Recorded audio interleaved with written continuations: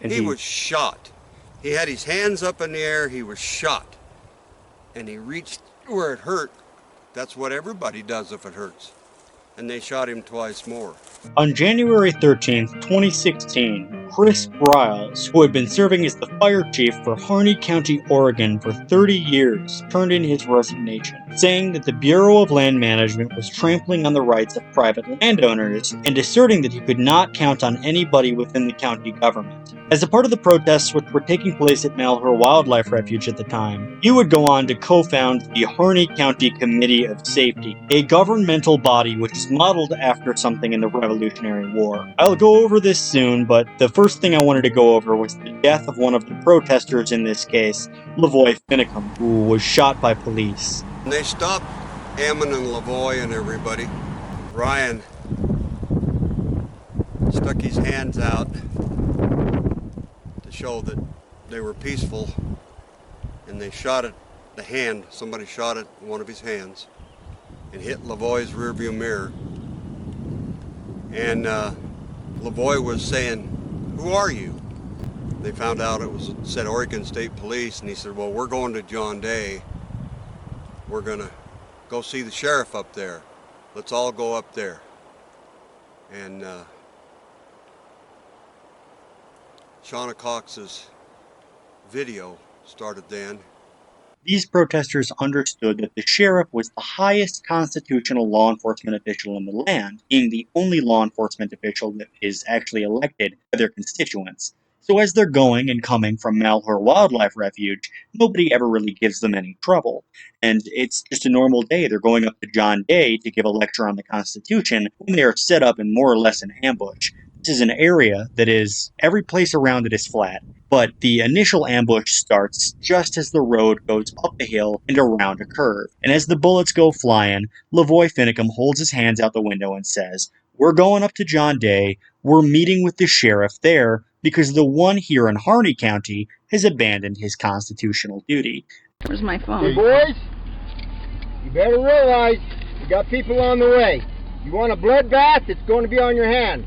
We're going to go see the sheriff. Call Joseph Rice. Better understand how this thing's going to end. What's the number? I'm going to be laying down here on the ground with my blood on the street, or I'm going to go see the sheriff. You don't have any? We got people en route. Yes, we do. They came around that corner. The roadblock was right here. There's a long straight stretch there that there could have been a roadblock. No one would have got blindsided. There was lots of snow on the ground. They couldn't have got by. This was intentional to kill him. The guy that shot the first shot, this is from the transcripts from the Asterita trial. And the Asterita trial was the trial of the FBI guy that shot here and policed his rounds and said he didn't shoot. So when they were investigating him, this came out in court. The guy that took the first shot,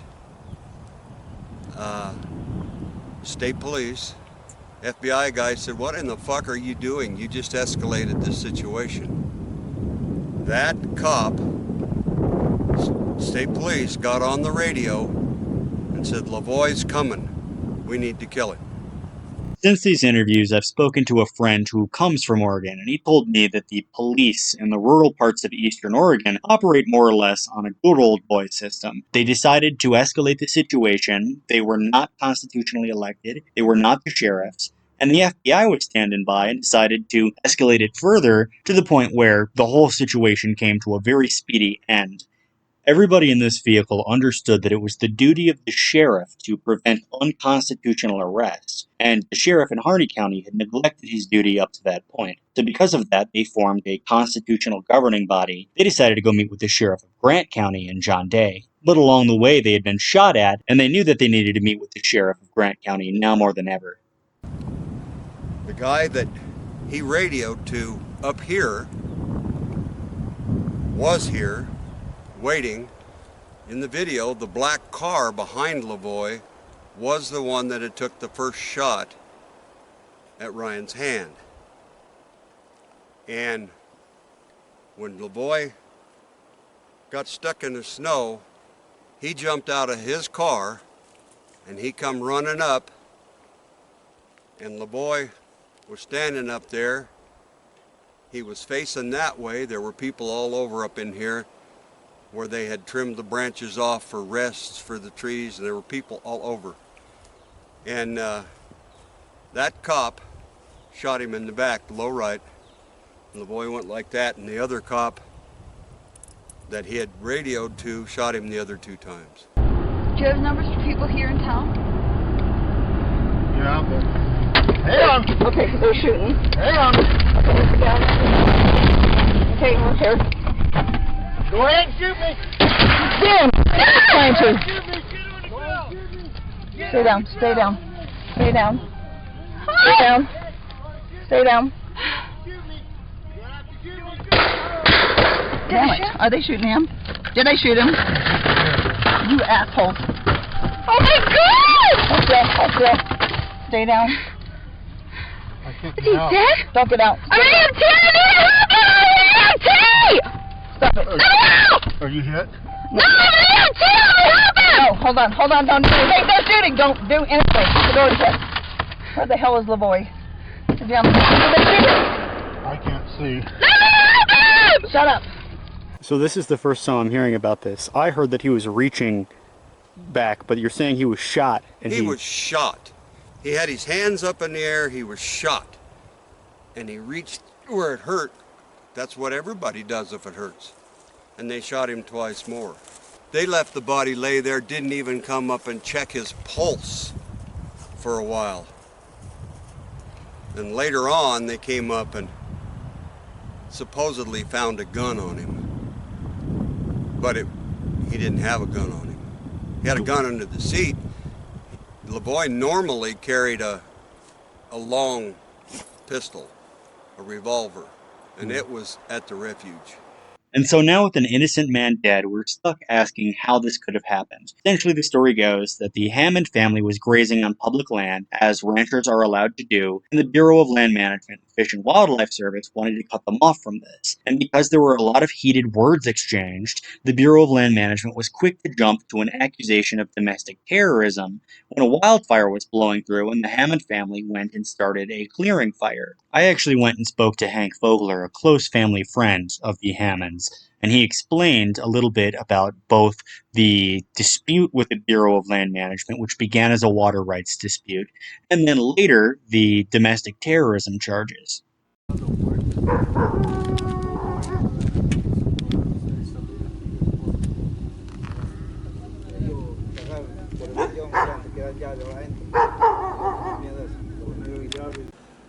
And you got to realize the Hammond Ranch is at a place called the Dust Bowl. The lava ran around this area and it's blue full of sand. And it raises alfalfa like you can't believe. As soon as you drive into the Dust Bowl from the reservoir up above, because it's all gravity feed sprinklers, here's monster bucks standing around everywhere. Antelope with prongs on them that long.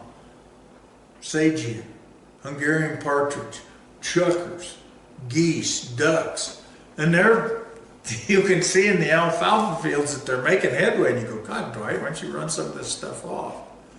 You know, they're cutting into your profit. Oh yeah, but they're kind of pretty. And they are.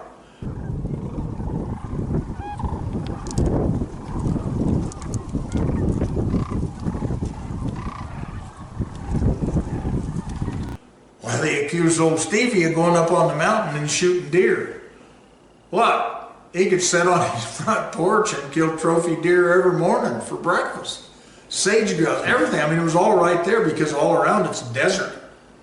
And here's this paradise for wildlife right there. That was crap. Everything they did was crap. You know why? Mr. Hammond, because of me, I used to rent pasture from him on the Steens Mountains, trail through all the time. U.S. Fish and Wildlife Service let the Crumble Reservoir wash out. As I mentioned earlier, this whole conflict has been going on for decades over a mismanagement of water on public lands. In fact, Hank Vogler used to range his sheep very often up there. He had a ranch up in that part of the country, but around the 1970s there was a flood.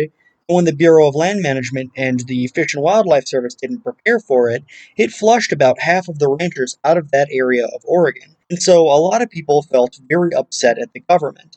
These feelings of mistrust of Bureau of Land Management and Fish and Wildlife and general federal ownership of land go farther back than 2016. And in reality, it's just very upset ranchers who've been given the short end of the deal for decades. But I want to go back to Chris Briles for a minute. A local of Burns, he doubles down on the assertion of Hank Vogler that the Hammonds did indeed have every right to be where they were and make those modifications to the land to improve the water. Everybody wants to know about the Hammonds, and they like to demonize them. They like to say things about the Hammonds that aren't true.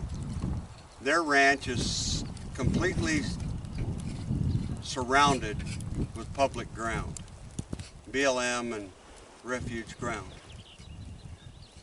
The Hammonds noticed that there were some water rights in their area that had not been claimed. So they went down and filed on those water rights. They received those water rights. When you have a right, you have to own it, use it, and defend it.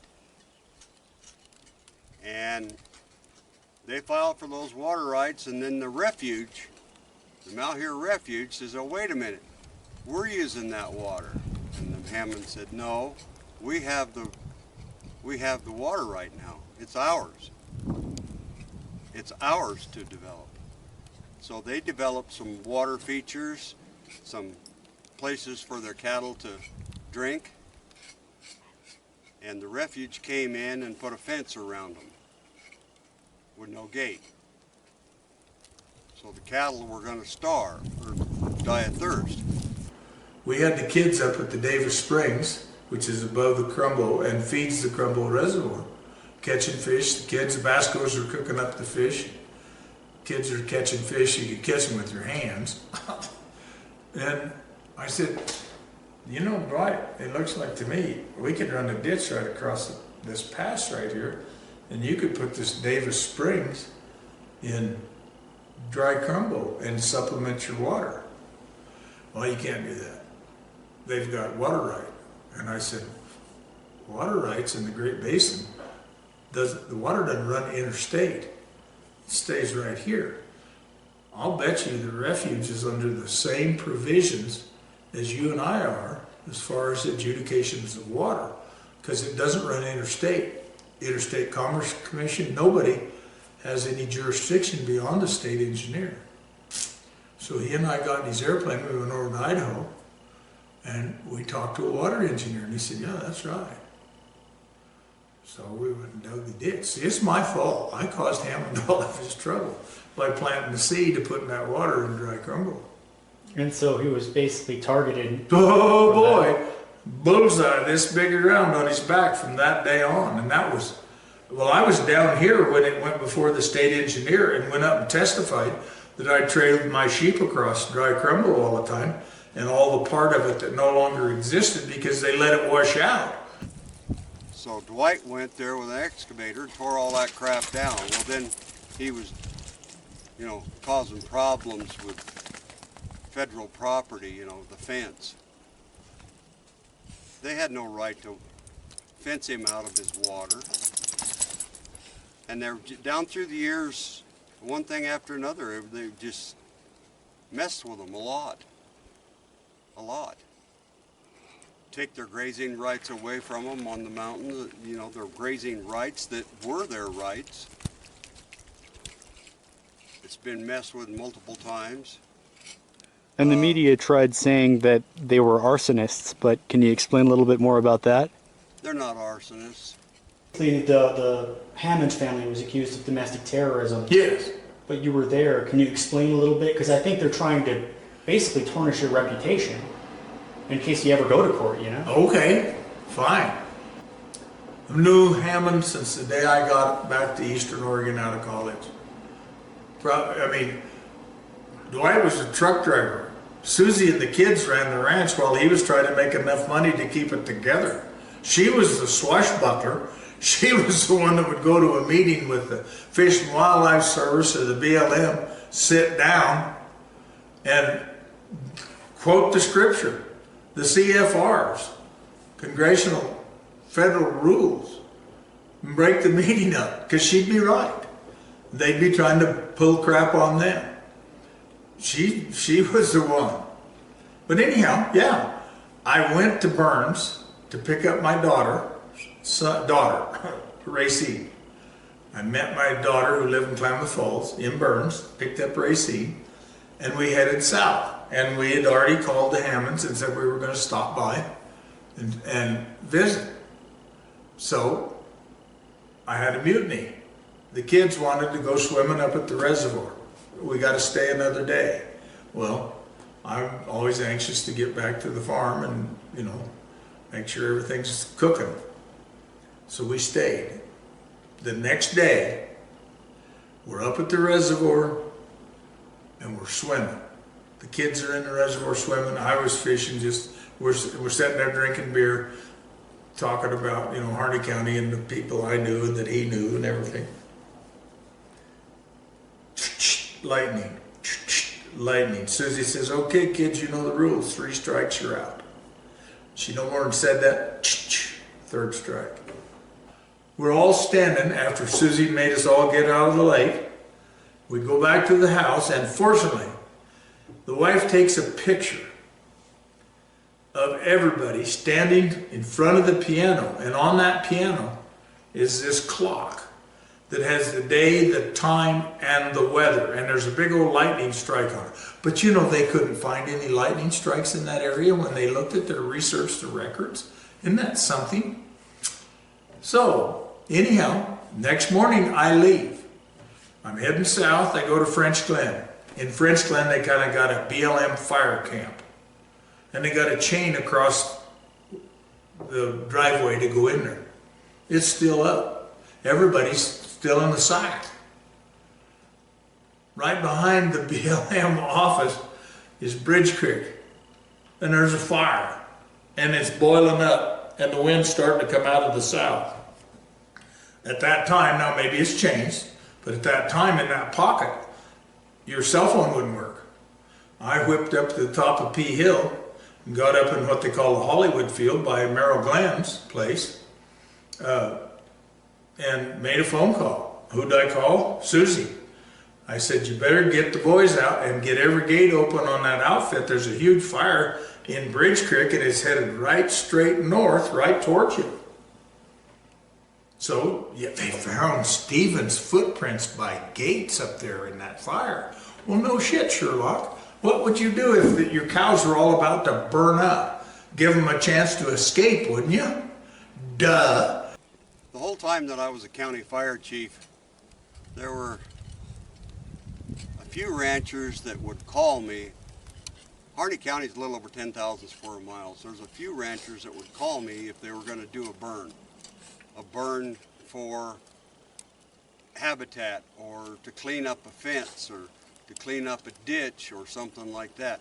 They would call, I would ask them some questions to make sure that they were going to do it safely, and they would let us know when they were burning. So if we got a report that we knew it was something intentional. Steve Hammond was always on board with that. Dwight and Steve, always on board. They would always call, say, hey, I want to burn this, can I? What you got? Blah, blah, blah, blah, blah, blah. They always tried to get along. Always. One of the things about fire, if a fire's coming towards you, one of the things you can do is you can run right up to the fire and get burned up, or burn the material, the fuel in front of the fire, so that when the fire gets there, it doesn't have anything to burn. There was a fire headed towards the Hammonds' property. They set a back burn. which effectively stopped the fire. But part of it got on the other side of the fence, less than 140 acres burned.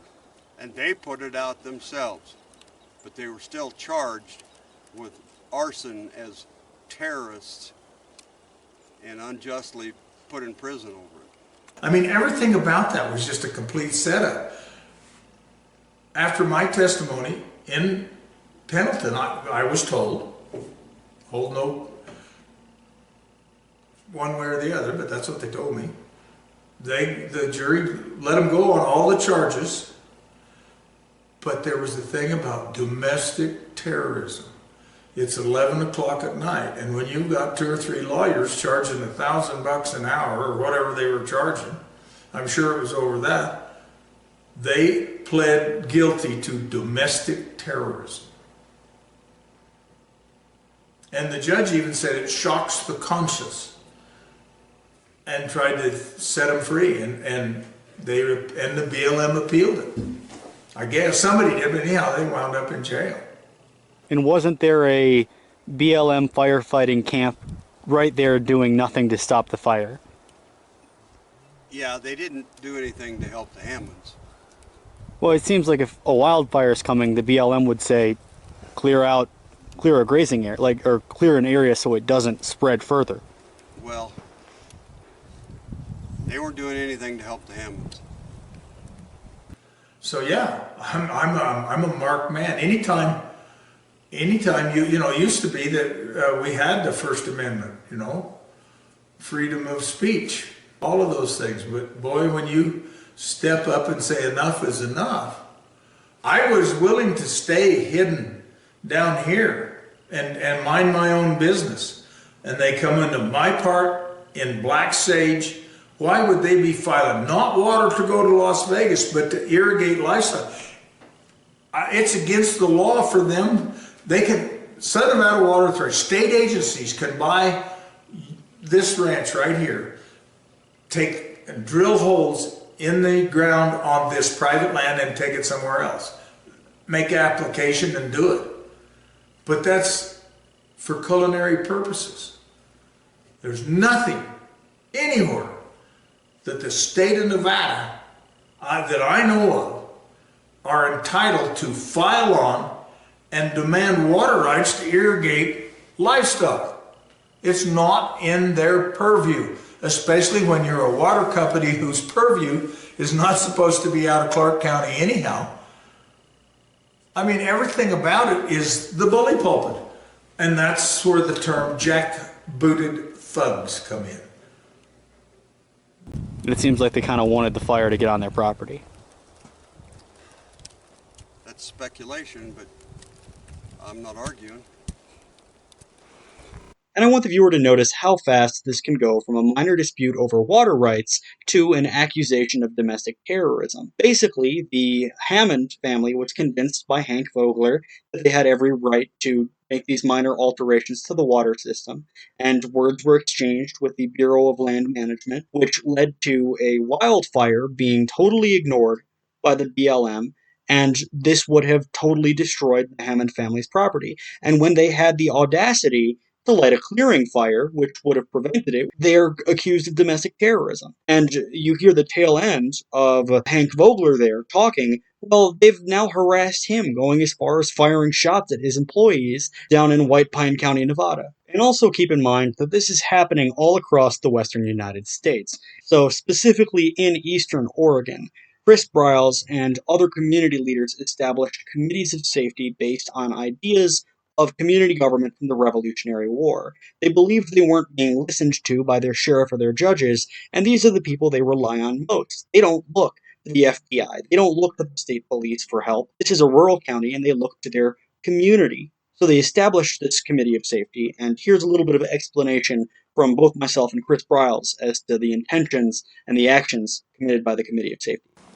When they originally set our government up, and they had the 13 founding colonies and all of that, they set the government and they wrote the Constitution.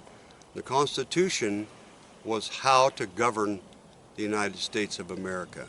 The Committee of Safety is based on a Revolutionary War idea starting in the 1760s. You started out with the Committee of Correspondence, followed by the Committee of Inspection, and finally the Committee of Safety. They started recruiting people to the Continental Army, they started collecting their own taxes, and when the scope of the Committees of Inspection and the Committees of Correspondence became too great, they created the Committee of Safety. And it says that it shall be for the people, that the people would be the government, and that the government should fear the people. You know, we had to keep them accountable, so they came up with a Committee of Safety because they had a bunch of corruption and stuff going on. They had all these judges that were in the bar, you know, the bar's from British, you know, and so they got a Committee of Safety together and they went to these judges and they said, hey, you're not doing this no more, you're done. So all the judges went into a building and they surrounded the building. This is Committee of Safety and you are done.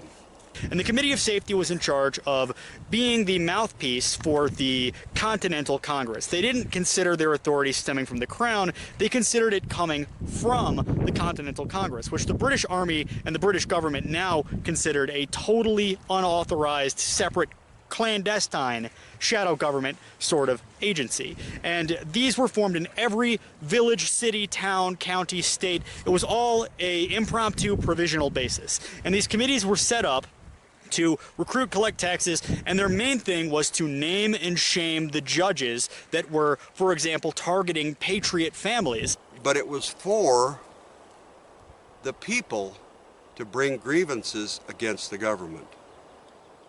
And that's why a redress of grievances is if there's something that has been done that people aren't happy about, the outcome didn't satisfy the majority of the people, the redress of a grievances is simply take this case, look it over, sort through it, see if this was done correctly. And the important part is these committees were more or less dissolved after the Revolutionary War. A lot of their members went on to serve in state governments. Now, they were formed because they objected to the British government and they didn't believe in the authority of the British government. Now, the Sagebrush Rebellion does not believe in federal authority of ownership of public lands. They believe that these lands belong ideally to individuals, but, you know, they will probably in a lot of cases settle for state ownership. And they have formed their own community governments to pursue this aim. These committees of safety are involved with naming and shaming public officials who are out destroying the lives of small ranchers and patriots. We would have an agenda just like you would have in a meeting. We always had a flag and we did a Pledge of Allegiance. Sometimes it was just a little bitty flag, but we always did it.